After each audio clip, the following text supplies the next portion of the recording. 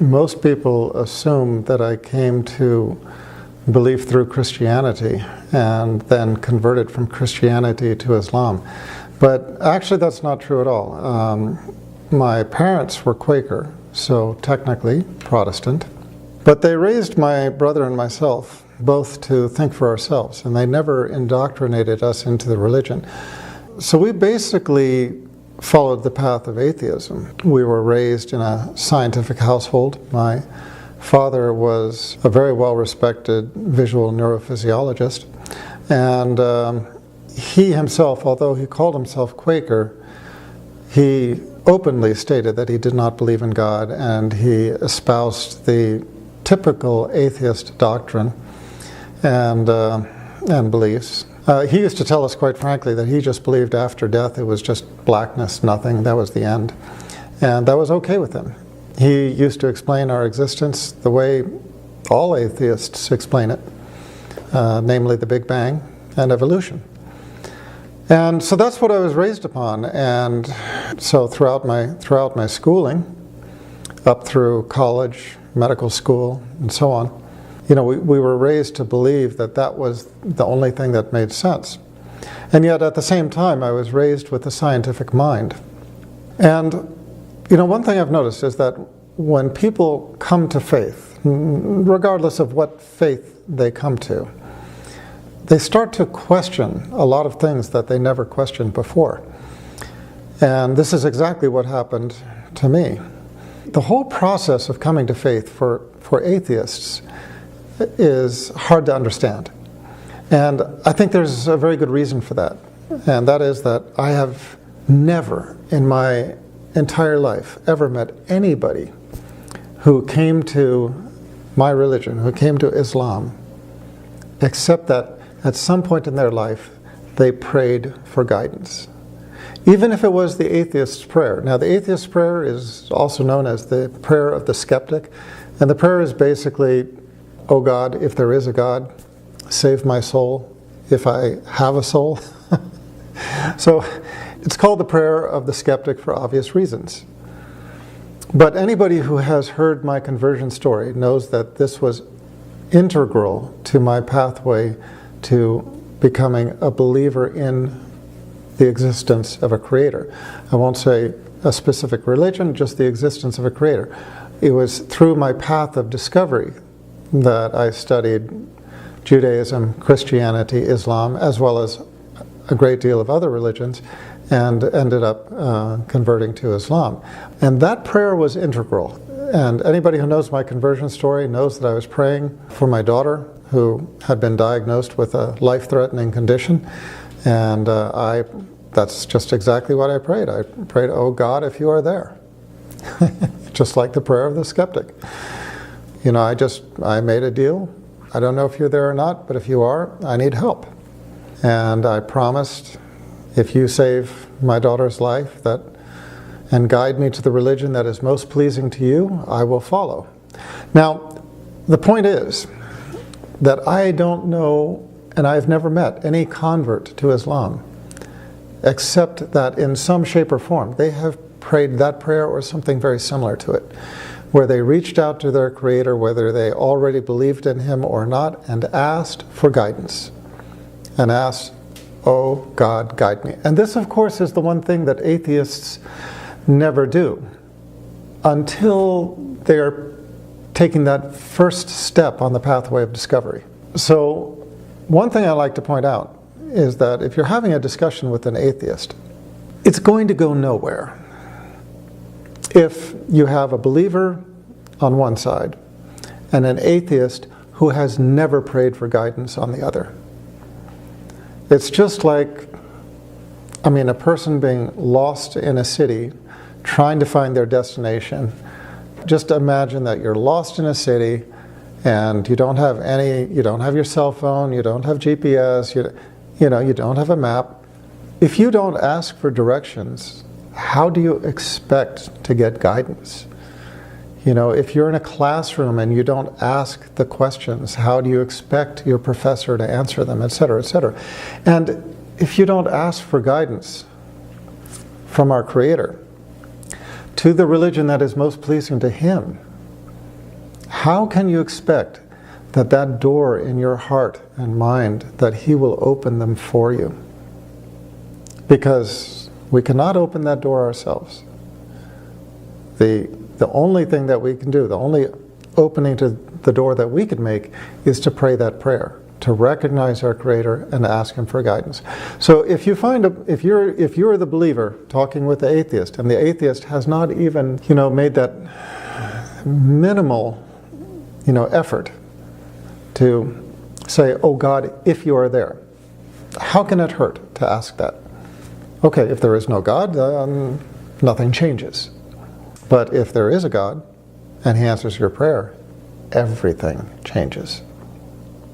It's just my observation that when people come to belief, they start to question things. And so here I was, the atheist, who found myself challenged by a life circumstance that just knee-buckling, gut-wrenching, heart-tearing moment where I turned to my Creator, prayed for guidance, prayed for salvation of my daughter and for guidance, and found my prayer answered. Both in my daughter's life being saved and her becoming healthy, and in me feeling, for the first time in my life, the presence of my Creator. And so that was a real difficulty for a person who had previously explained everything by the Big Bang and evolution. So as I said, it forces you to rethink things, and I did start to rethink, and I started to sort of ponder over some of the issues, and I realized, there's more that does not make sense about these things than does. At the simplest level, looking at the Big Bang, I remember how the theory of the Big Bang had changed even over my own lifetime. I remember when I was in college, the viewpoint at that point was basically that there had been a primordial dust cloud which had all come together, formed a hyperdense core, and exploded outwards, and that became the Big Bang. Now, over years, they started to reassess this, and where did the primordial dust cloud come from? That was one problem. Secondly, they started to think about it from an intellectual point of view and said, well, so whenever you have an explosion, things start traveling away from one another, but they slow down. And looking at things from a cosmological level, we know the force of gravity. So the supposition was that as things were flying outwards away from one another, the initial force of the explosion, that's finished, that's done. So what forces are left? The force of gravity, which as things are moving away from one another should exert its pull to try to slow things down. And the theory became that as things moved outwards, the force of gravity would be pulling upon them until a point would come at which force of gravity would equal the outward force. So you would establish an equilibrium, and then the force of gravity would start to pull things back together again, and so everything would come back until it became once again a hyperdense core. Everything would be crushed together into this tiny little singularity, and then the whole process would repeat itself. So that became known as the Big Crunch, and then the second step of that became the theory that this was a repeating episode, that basically you had this sort of endless series of everything getting crushed together by gravity, exploding outwards, crushed together by gravity, exploding outwards, of course over huge periods of time. But I'm still looking at this, trying to make sense of it, and wondering, but what is the origin? Where does all of this come from? I mean, how did it start? And I had the same thought about evolution. You can explain a lot with the theory of natural selection. But if you believe in the presence of a soul, you cannot explain the presence of a soul. And obviously, we all believe in the presence of life, but that's another thing that we cannot explain. You can Frankenstein together an animal out of working organs, but you cannot make it live. You can take a human being who has just died with everything still basically functional and cannot bring it back to life. Life is this indefinable essence which once it escapes, we cannot put it back into an organism. How did that evolve? You know, it's an argument that has stumped atheists basically as far back as atheism was. And one thing I find kind of amusing is that a lot of atheists have said, oh, well, it came from outer space. Either it was seeded upon this planet by an asteroid or meteorite or something like this, but basically life somehow came from outer space. It reminds me of something that, you know, a joke that was told when I was in college. When I was in college, they told this joke about how a professor goes and gives this lecture about the universe, and at the end of the lecture, this old lady stands up and says, "Oh, young man, you really don't know what you're talking about. Everybody knows that the earth is just balanced on the back of a turtle, a giant turtle." And the scientist just sort of nods and sort of winks at the students. You know, we're going to make fun of this old lady, and says, "And what is the turtle standing on?" And she looks at him and says, "Oh, you're so stupid. It's turtles all the way down."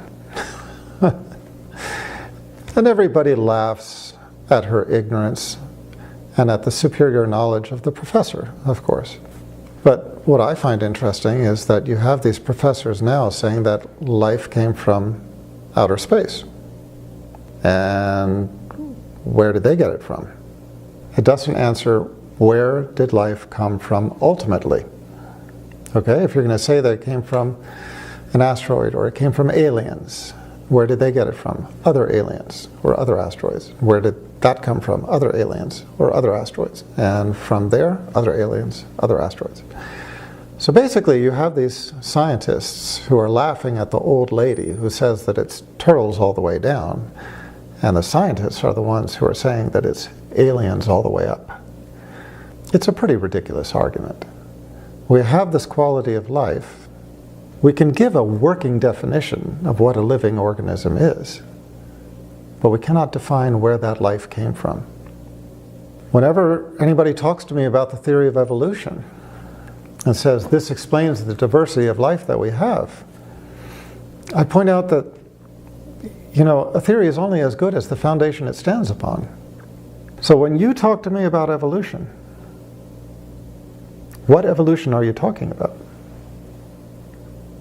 Biological evolution or chemical evolution? The vast majority of atheists, in my experience, when I ask them that question, they'll say, "Huh?" And I'll say, "Yeah. Are you talking about biological evolution or chemical evolution?" And they'll act like they know what I'm talking about, because of course they don't want to look stupid. But in the end, I have to remind them that biological organisms could not have come just sprung up from nothing. There was a time when, in the primordial earth, all we had were base elements, and those base elements had to come together to make complex molecules. From the complex molecules, even, you know, more complex molecules, eventually amino acids. Supposedly, the theory goes from amino acids to simple proteins, complex proteins, and these were the building blocks of life. That's chemical evolution. Nobody has ever explained how chemical evolution could have taken place. The original experiments by Stanley Miller, now known as the Miller-Urey experiments, have basically been disproven at this point. The gases that he mixed together to build amino acids were not the gases present in the primordial earth. When you take the gases that were present in the primordial earth and repeat the experiment, it doesn't work. Now, by the way, I'm not speaking without experience in these things. This foundational experiment, the Miller-Urey experiment, which supposedly showed how base elements could be converted into amino acids as the building blocks of protein, these were performed in the laboratory of Harold Urey, who is a Nobel laureate and a friend of our family. I'm familiar at a base level, not only with the experiments, but with the man. I met him. My parents were friends of his family. And it's interesting to me that Harold Urey himself was a deeply religious man.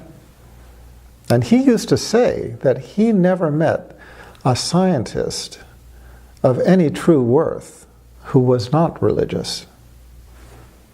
Make of that what you will, but the point is, talk about evolution, you have to take it to the foundation.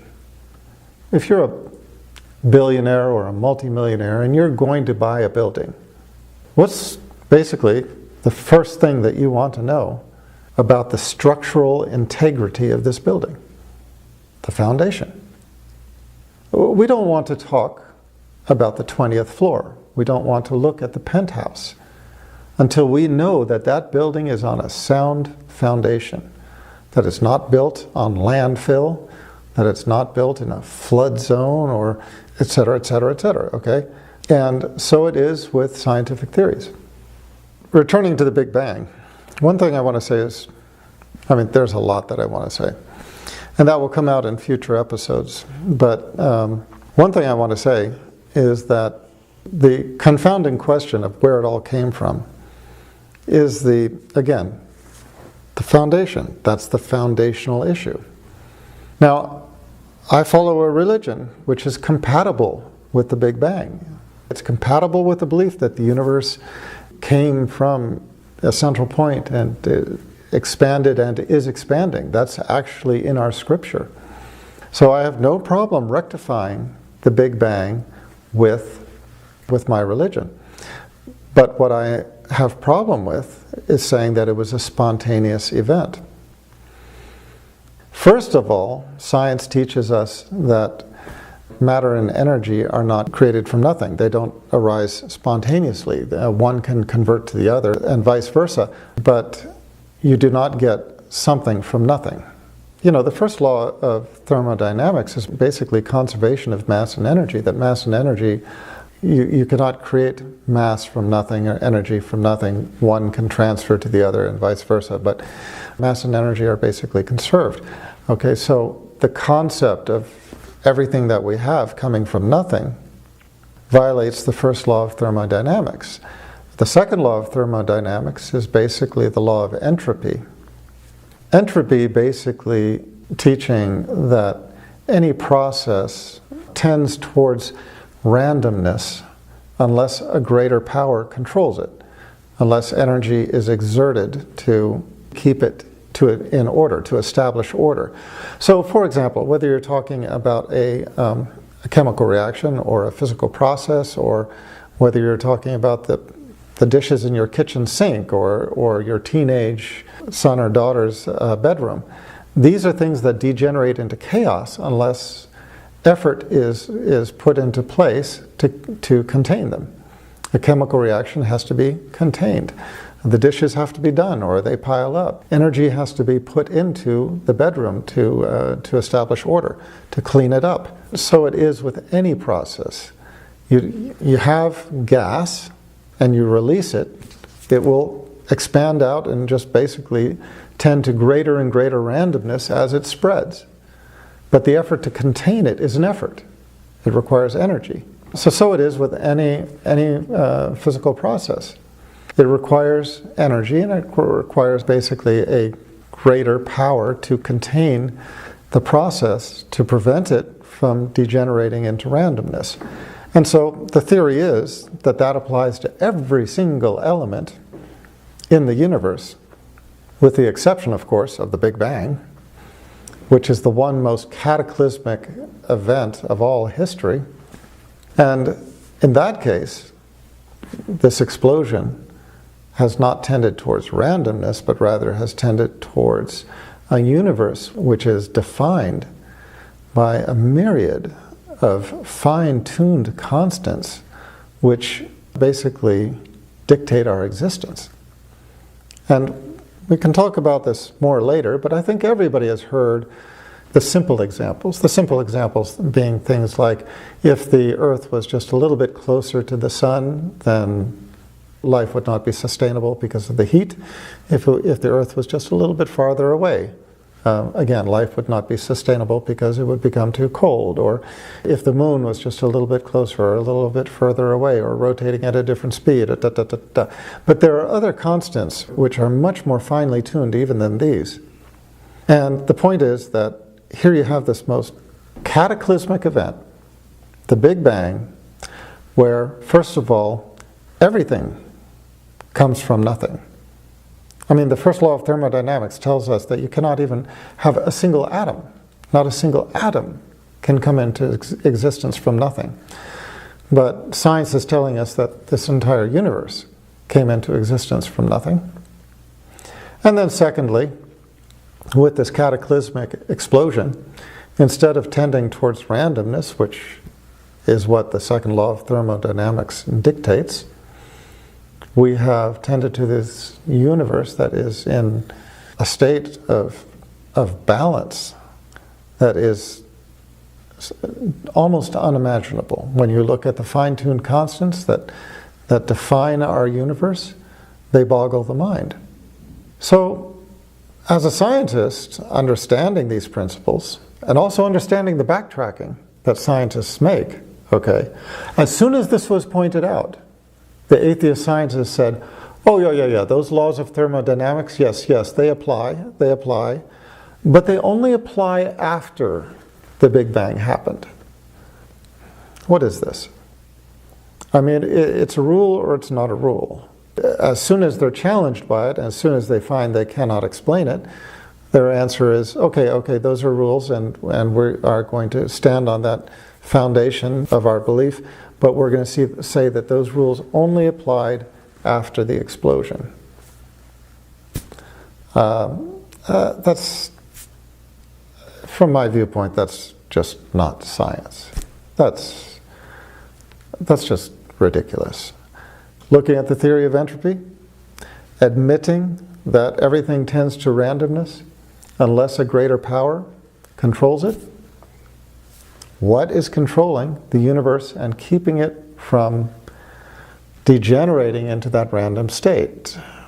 It has to be a greater power. What greater power than a creator?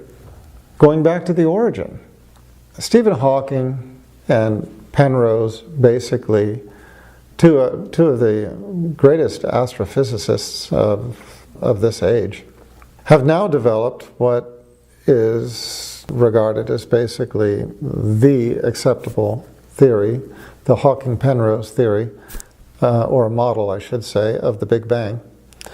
And what they teach is that before the Big Bang, there was no mass, there was no energy.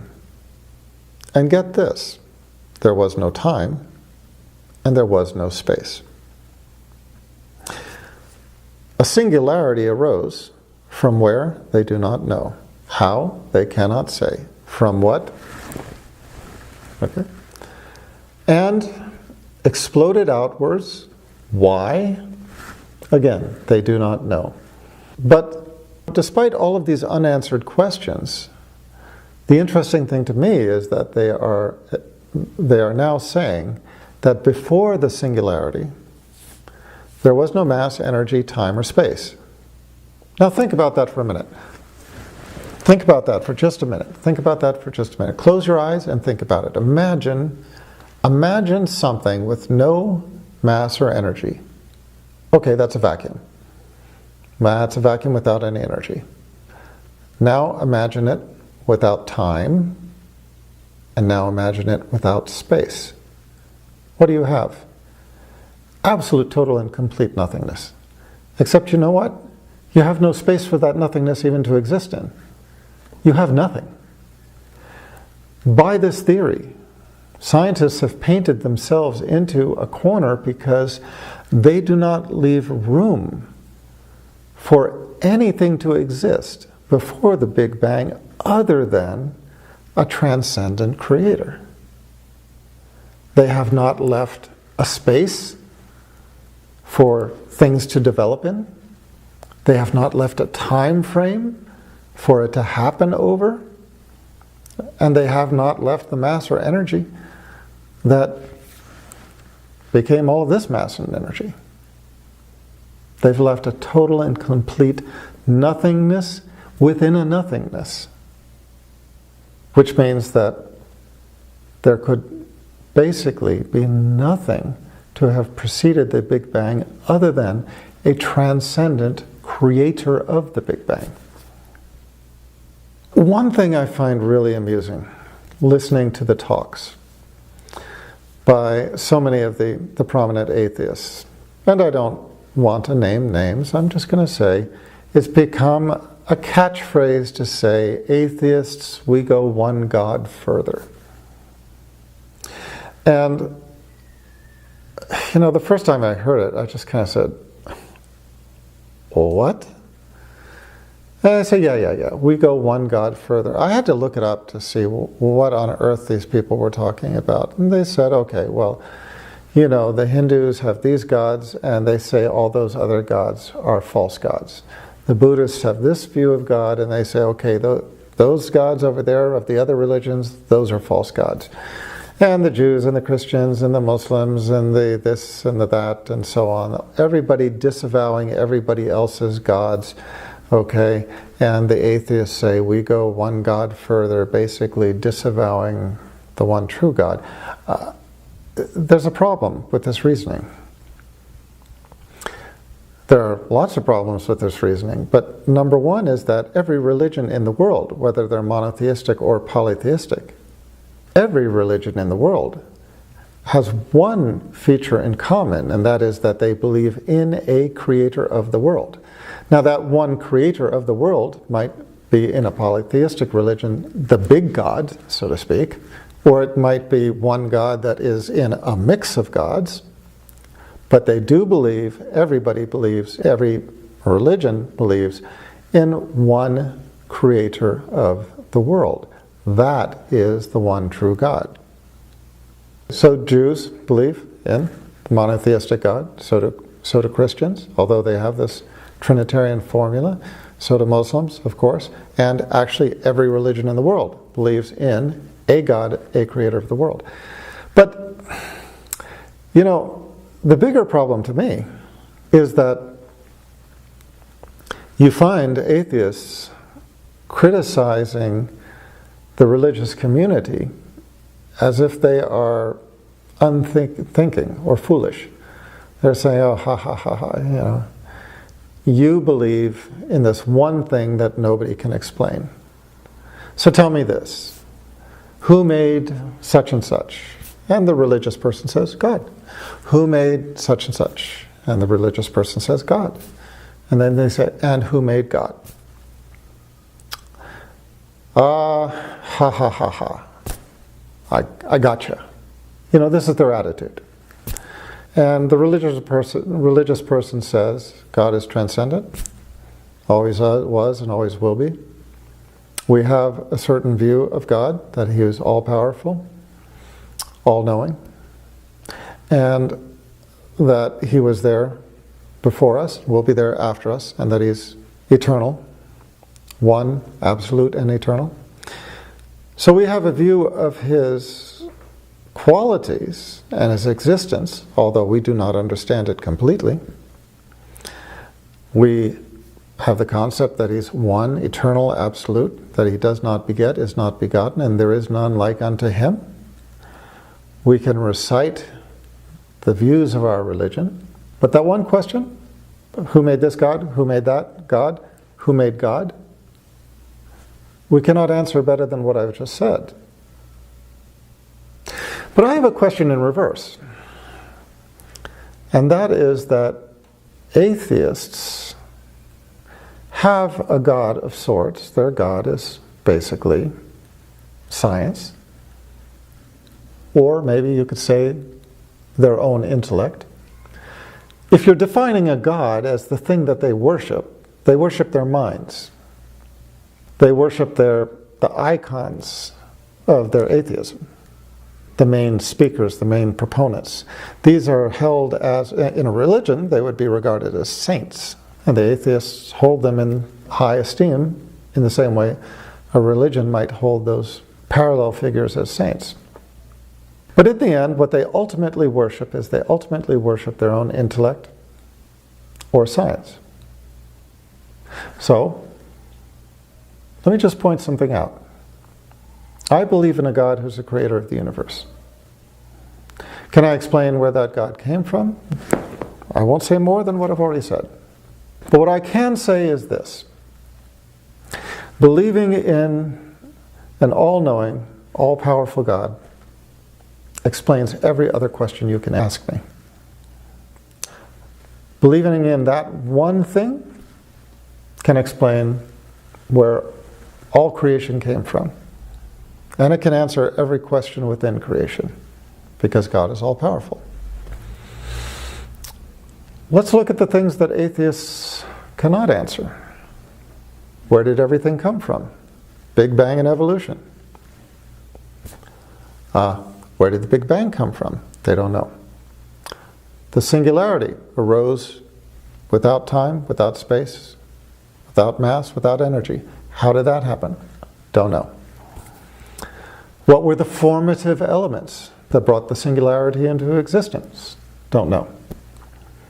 What were the forces that made it draw into a hyperdense core? Can't say. What were the forces that, after drawing it into a hyperdense core, reversed, and instead of compacting it, made it explode and expand? Can't say. Where did all the mass and energy, where the first law of thermodynamics tells us, by the conservation of mass and energy, where did that come from, breaking your own rule of the first law of thermodynamics? Don't know. How did it, the one most cataclysmic explosion of all existence, how was that kept in check? In other words, how was that kept from just degenerating into total randomness, but instead developed into a universe of exquisite balance? Can't say. Who begins to look like more of a fool? With one somewhat spiritual and mysterious entity, to some extent, our Creator, the religious can explain everything. And in addition, we can explain the Big Bang, because in our scripture, our Creator Himself speaks of a universe that is expanding. So we can actually answer, using scripture, we can actually answer the questions the scientists cannot.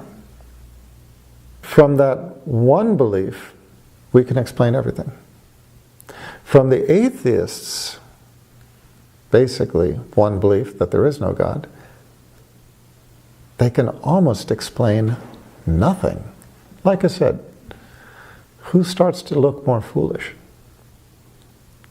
If you are going to look at things from an intellectual point of view, the satisfaction of intellect is being able to explain things.